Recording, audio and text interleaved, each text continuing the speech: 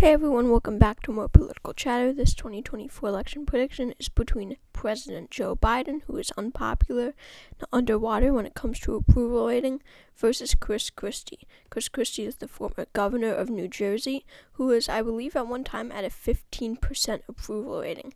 That is a serious problem for Christie, and the Democrats will use that against him. He just was, the vast majority of New Jerseyans would agree that Christie was a terrible, terrible governor. So, and there's a bunch of economic crisis against him. Now, Christie was not very pro-Trump. He ran for president in 2016 and was one of these candidates who was like, this guy should not be in the race. This guy should not be in the race. Someone like Scott Walker or Ted Cruz should be nominated. A traditional conservative, not someone like Donald Trump. And he wrote a book, The Republican Rescue, I believe it's called. And it's called How to Save the Republican Party from Donald Trump or something like that. I don't know. So he's not very pro-Trump at all, and he will have a hard time energizing that Trump base. But I believe that most of them would turn out for Christie just because of the unpopularity of Joe Biden. So let's get into this election prediction. California and Washington would be safe. Illinois and Hawaii would be safe. D.C., Maryland, Delaware, New York, Connecticut, Rhode Island, Massachusetts, Vermont, not Connecticut, and Maine's first would be safe. New Jersey actually think would be safe just because they have experience. Christie firsthand would not want him as president. And in every state, Trumpian Republicans will stay home. So I think that Oregon would be safe, but Connecticut will probably be likely because it is pretty, moderate on the political spectrum.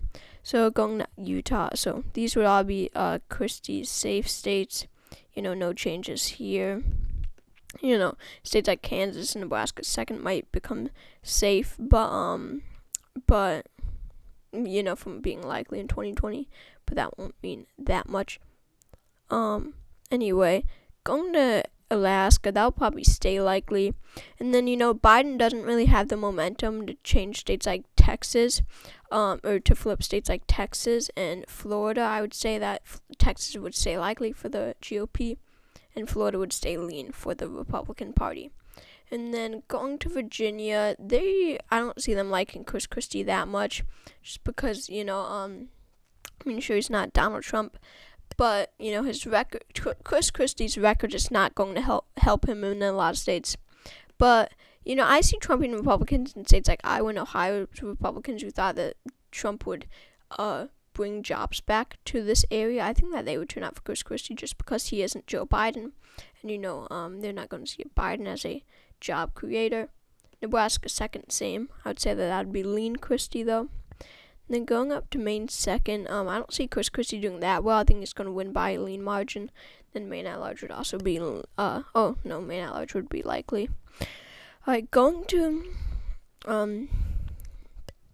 up to state New Hampshire, definitely more of a state on the moderate side, and this is where the record really comes into play, because, independents will want the record. They're not going to care about what party they are, they're going to see how well, in Christie's case, how well he served as governor.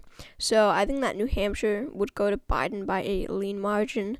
Same with Minnesota. I think that would go to Biden by a lean margin, because Democrats actually will be energized to vote for Biden more than people like Nikki Haley or something like that, just because Christie was such a terrible governor. Most people can agree, and that they're going to be pretty afraid of him as president. And then so states like New Mexico and Colorado, I also think would go to Biden, probably both by likely margins.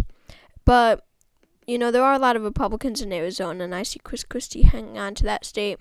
And with Biden being very unpopular, sure, Democrats will turn out. Well, actually, I'm going to make Nevada tilt, because it did go to Hillary in 2016, tilt Dem. So we do have to remember that, how they had, gone to Hillary Clinton and Joe Biden. And, even though Trump was leading in the polls, so that shows that there is a solid block of Dems in the state of Nevada. Going down to Georgia and North Carolina, Democrats won't be as energized to go out and vote. Georgia was so close in 2020. It could really go either way, but at this time, I'm going to make it a lean Christie state. And then North Carolina, same. I don't see I don't see African Americans turning out for Joe Biden. in such the substantial margins as they did in 2020. And going to the blue wall, I mean, going to states like Wisconsin, I think Christie and Pennsylvania, well, first of all, the state of Michigan. There are a lot of Democrats here in the state of Michigan. This is really where Christie, this is where Christie will be heard, just because he, because of his governorship and how it is so regarded as a terrible gubernatorial term. So Michigan, I think, would be tilt Dem. And then going to Pennsylvania, this one is really tough for me. But I mean, if there was an approval rating of Christie at this time, with Democrats hating him so much and turning out for Biden in such high numbers, and Trump and Republicans not turning out for Christie as, in the amounts that they did for Trump in 2020, of course, I would say that the state of Pennsylvania would be Joe Biden. So Christie still wins narrowly with 273 electoral votes to Joe Biden's 265. If you enjoyed this video, please consider subscribing, and I will see you all next time.